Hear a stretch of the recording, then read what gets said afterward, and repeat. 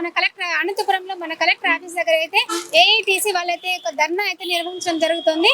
వాళ్ళు ఎందుకు ధర్నా చేస్తున్నారు, దేని గురించి అని చెప్పేసి వాళ్ళ మాటల్లో కనుక్కున్నాం. వాళ్ళ డిమాండ్స్ ఏంటి కనుక్కున్నాం. రండి, చెప్పండి సార్, మీ డిమాండ్స్ ఏంటి సార్? విద్యుత్ మీటర్ రీడర్స్ సంబంధించి గత అనేక సంవత్సరాలుగా ఉన్నటువంటి డిమాండ్స్ ఆల్రెడీ ఇంతకు ముందే రాష్ట్ర సిఎండి గారి దృష్టికి, అదేవిధంగా ఇతర అధికారుల దృష్టికి కూడా, ప్రిన్సిపల్ సెక్రటరీ గారి దృష్టికి కూడా తీసుకోవడము.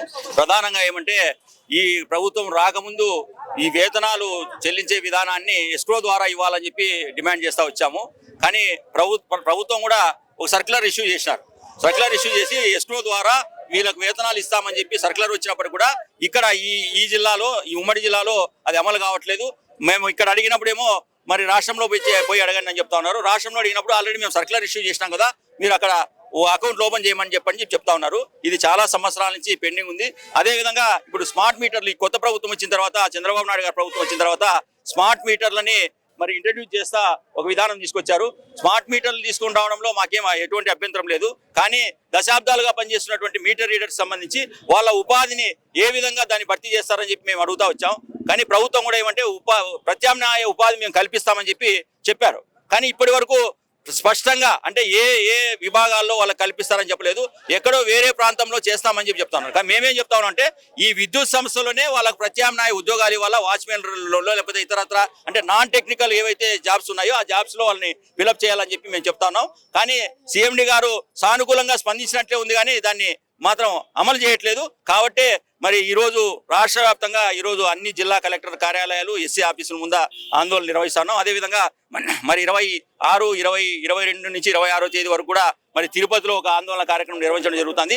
అదేవిధంగా విజయవాడలో కూడా 28, 29, 30 తేదీల్లో మొత్తం రాష్ట్రంలో ఉన్నటువంటి 4000 మంది విద్యుత్ మీటర్ రీడర్స్తో పెద్ద ఎత్తున నిరసన కార్యక్రమాలు, ఆందోళన నిర్వహించడం జరుగుతుంది. ఈ సమస్యలన్నీ కూడా పరిష్కారం చేయమని కోరుతా ఉన్నాం. కానీ ప్రభుత్వం వచ్చిన తర్వాత లోకేష్ గారు వాళ్ళ ఎవరైతే అనుయాయులు ఉన్నారో వాళ్ళకు సంబంధించి మాత్రము వాళ్ళకు టెండర్లు ఇవ్వడంలో, వాళ్ళకి మరి కాంట్రాక్టర్లు ఇవ్వడంలో బిజీగా ఉన్నారు తప్ప సమస్యలు, ఉద్యోగ సమస్యలు, కార్మిక సమస్యలు పరిష్కారం చేయడంలో ఏమాత్రం శ్రద్ధ చూడడం లేదు. మేము ఒకటే డిమాండ్ చేస్తున్నాం, మీ వాళ్ళకు ఉపాధి కల్పించండి, కానీ మా ఉపాధి పోగొట్టద్దని చెప్పి మాత్రం ఏడ్స్గా డిమాండ్ చేస్తాం. రాష్ట్ర వ్యాప్తంగా విద్యుత్ మీటర్ రీడర్స్ ది ఈరోజు రాష్ట్ర వ్యాప్తంగా ఏఐటీసీ ఆధ్వర్యంలో ఆందోళన కార్యక్రమాలు నిర్వహిస్తున్నాం. కానీ కొన్ని సంవత్సరాలుగా ఏదైతే విద్యుత్ అంటే మీటర్ రీడర్స్ సంబంధించినటువంటి సమస్యలు ఉన్నాయని పరిష్కారం చేయాలని చెప్పి అనేక ఆందోళన కార్యక్రమాలు నిర్వహించినప్పటికీ ఇప్పటికి కూడా ఒక్క సమస్య కూడా పరిష్కారం చేయనటువంటి పరిస్థితి.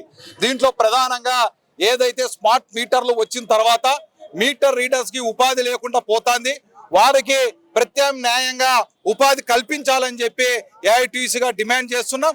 కానీ ఇంతవరకు కూడా ఏదైతే వీళ్ళకు ఉపాధి కల్పించే విషయంలో మేము ఉపాధి కల్పిస్తామని చెప్పి చర్చల రూపంలో చెప్పినప్పటికీ కూడా ఇది ఆచరణ రూపంలోకి ఇంతవరకు రాలేదు.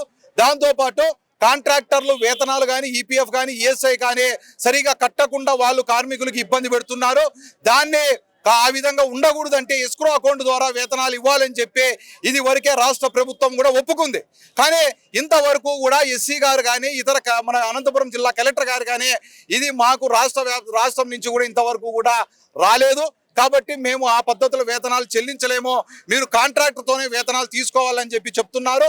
ఈ లోకల్గా ఉన్నటువంటి కాంట్రాక్టర్లు అధికార పార్టీకి సంబంధించిన వారు కాబట్టి వారు 2 నెలలు 3 నెలలు అయినా కూడా వేతనాలు ఇవ్వనటువంటి పరిస్థితి, ఈపీఎఫ్ ఈఎస్ఐ కూడా సరిగా కట్టనటువంటి పరిస్థితి.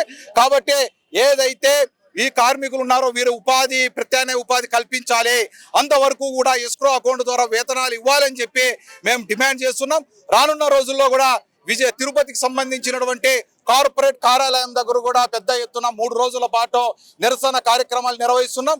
దాని తర్వాత విజయవాడలో కూడా పెద్ద ఎత్తున మహాధర్నా కార్యక్రమానికి కూడా సిద్ధమవుతున్నామని చెప్పి ఈ సందర్భంగా తెలియజేస్తున్నాం.